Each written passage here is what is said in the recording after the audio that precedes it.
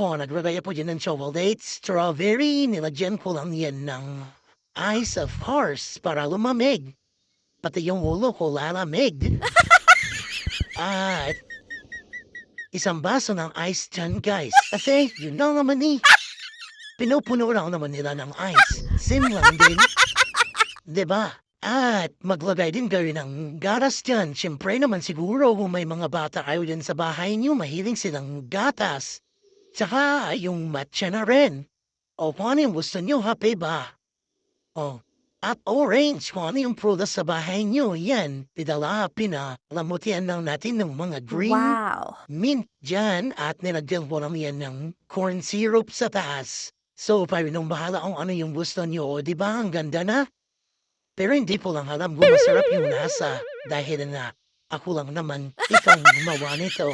So, kayo na bahala guys.